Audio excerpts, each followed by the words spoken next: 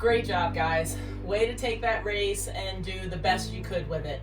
100% effort for getting out there, getting yourself moving, getting everything pumping, pushing yourself past what you ever thought you could do.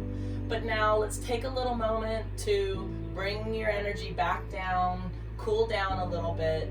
And before you start this video, make sure that your heart rate has come down a bit and you're not just crossing the finish line and trying to pop this video on. Walk around a little bit, bring that heart rate down, start slowing your breath down. Really important to really work on slowing your exhales as you're working through this so that your oxygen stays in your body as long as possible. So take that inhale and work on slow exhales. Take as quick of an inhale as you need to, but really work on slowing down your exhales during the cool down and for the next little bit. So we're going to start out with just a little bit of an extension stretch. We did one of these in the warm-up, so let's just bring it and use it for a different focus now. Now as we get our feet widened up and we reach towards the ground and we're slowing our breath down, I want you to reach through those middle fingers towards the floor. Lengthen the back of the neck so the ears are pushing away from the shoulders. Engage those ribs and anchor them down towards the floor with those abdominal muscles. Push your hips to a straight position where the weight's in the balls of your feet, but your heels are anchored solidly into the ground. And just reach and breathe here for one more breath. And relax. Let your shoulders roll a bit. Shake any tension out of your arms, acting like you've got water and you're shaking the water off. And so now we're going to do a little bit with a side lunge. And for this one, depending on your level, if you need anything to hold on to, then we're going to use that to steady your balance. If you don't need it, then keep your hands in front and just work on shifting back and forth. And so what I want you to do is give me one or two more where we're just moving back and forth. Our knee is staying wide as we bend our hips backwards, and our knee on the straight leg is pushing out of the big toe knuckle to find that length all the way up to the groin. And now let's find that next position and hold it here. We're not death gripping onto whatever we're holding. It's just there for balance and to support your upper body a little bit. But really lengthen those shoulders away from the ears. Let the butt stretch and release into that middle space as you find that groin stretch and a little bit into the hamstring. And then slide yourself back over to the other side. And again, focus on the shoulders pulling away from the ears, the butt sticking out as the knees stay loose and wide on the bent leg and straight through the middle thigh on the straight leg. And then let's go ahead and come on up.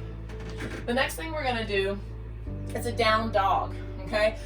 Oh, and if you looked at that last one and you were like, I'm not doing that, that's hurting me, right? There is an option that you can do that you can sit in a chair all the way on the edge and just put one leg out flat or out straight to the side, one knee bent in that position, and just tip forward. You can feel similar stretch through those muscles while you're sitting on the chair. It just needs to be on the edge of the chair. Make sure the chair won't slide behind you. Put it up against a wall.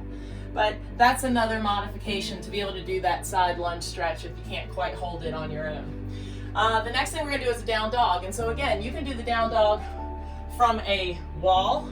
You could also do the down dog from a counter. I would probably say, unless you're an avid yogi, that you probably shouldn't do your down dog from the floor right after your race. Let's just concentrate on taking it easy. Instead of pushing us into a position where our back might round, we want to make sure we're keeping a nice neutral spine through all of these stretches and releases at the end. So we're going to take a little step back, widen your feet as wide as comfortable. Push your shoulders away from your hands before you start tipping your butt out. And that way we're really engaged and we're using these abs to stabilize our upper body as we tip our butt bone up into the air. And then we're just going to come back nice and easy. So we're going to do that 2 more times. As your butt goes up, your shoulders push away from your ears and your hands, and you keep your knees straight. And let's hold it here for a count of 10. Feel the length in the back of your neck. Don't let your shoulders shrug up. Keep your heels driving down into the ground as your butt tries to reach up towards the ceiling. And now I want you just to let one heel come off the ground, and then bend the other knee as the other heel comes off the ground. And it's important to raise the heel so that your hip doesn't drop as you lift your leg. But what we're just doing is putting a little bit more stretch onto the straight leg as we release the amount of contact we have with the ground on the other leg. And so again, if this is uncomfortable to you, you can always come back up and rest until the next stretch. Beautiful. We're going to do one more of those. This time, instead of just doing the lift of the heel, widen up your arms a little bit, maybe narrow up your feet just a tad, and lift one leg just an inch off the ground and feel how much more stretch you'll have in that down leg. You're going to really need to work that opposite arm to hold your body, and then switch. And now I'll feel the other arm have to switch or have to hold the body weight as I really feel the stretch going down the back of the standing leg. And then come back up and rest. Beautiful, guys. We're almost there. We're gonna do a calf stretch and an Achilles stretch next, and then you're done, okay? All your hard work will be paid off for today.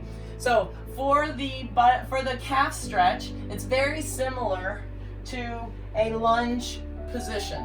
So I want your back leg straight, and I want your heel to drive into the ground as your hip on that straight leg drives towards the wall. We want full straightness through that back leg, and I want square hips and square shoulders to the wall in front of you. Make sure you're not twisting open as you're stretching. Good. And so now let's switch legs, and you're just going to do the exact same thing on the other foot. Take a nice step forward. Make sure that your legs are kind of spread open. You don't want to be pinched on a line. We want to give space to the middle of our legs.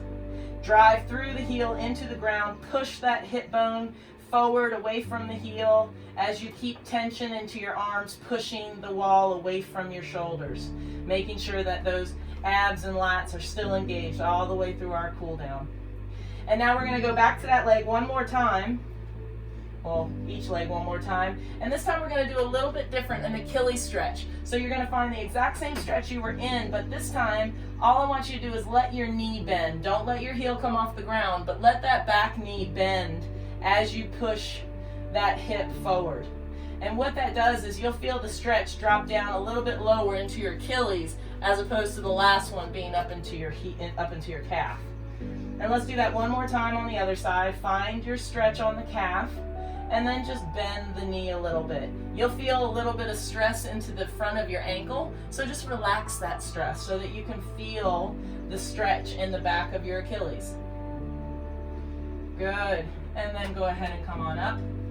Do a little bit of movement just to feel those ankles and feet rolling through movement again. And give yourself a big pat on the back, a big high five. You did it.